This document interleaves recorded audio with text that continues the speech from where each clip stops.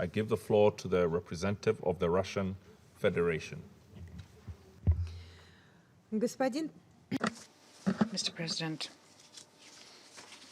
we would like to thank the Special Representative of the Secretary General Al-Ghassim for the briefing on the UN stabilization mission in Mali and the situation in the country as a whole. We would like to welcome the Kenya presidency and also thank Niger and France and the colleagues from the UN Secretariat, thank them all, for organizing the Council mission into the region.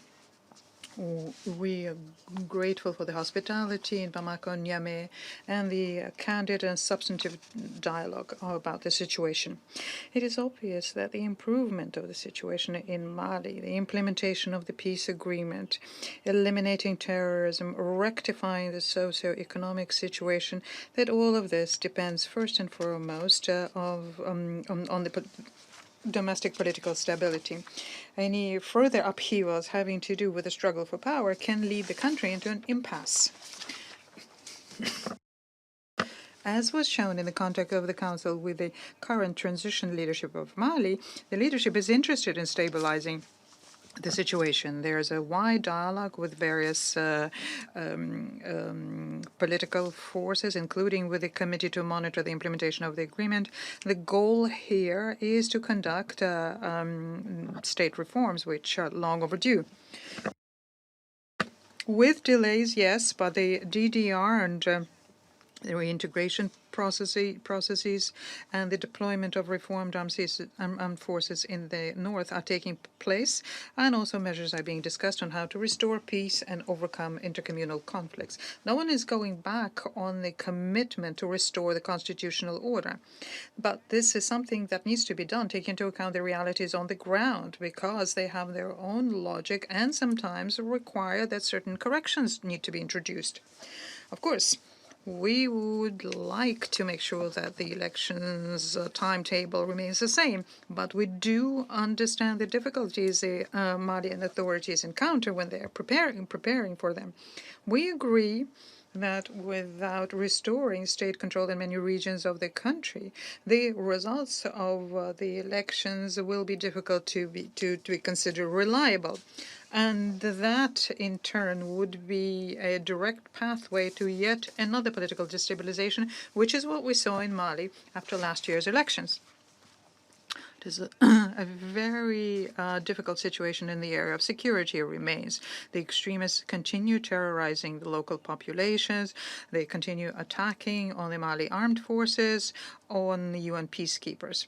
And the armed forces of Mali, the blue helmets of the UN mission on stabilization, continue suffering losses. We think that despite all of the differences in current situation, it would be irresponsible to leave the country alone in this situation, including also from the viewpoint of reducing the military assistance extended to it. Because what is at stake in the region and for Mali's security are too high. We therefore think that the Malians have every right to interact with any partners who can cooperate with them in the area of strengthening their security. And criticizing such actions is hypocritical and lacks in respect towards a sovereign state. What is imperative here is to continue cooperating closely and coordinating of what is being done between the Mali side and the UN stabilization mission in Mali. We also share the view that adaptation of MINUSMA measures have to be finalized as quickly as possible, and we support the efforts made by peacekeepers to bring peace between communities and to protect civilians. We are of the view that the decisions having to do the modalities of the MINUSMA presence, including the number of troops, is something that need to be made whilst taking into account the opinion of Bamako.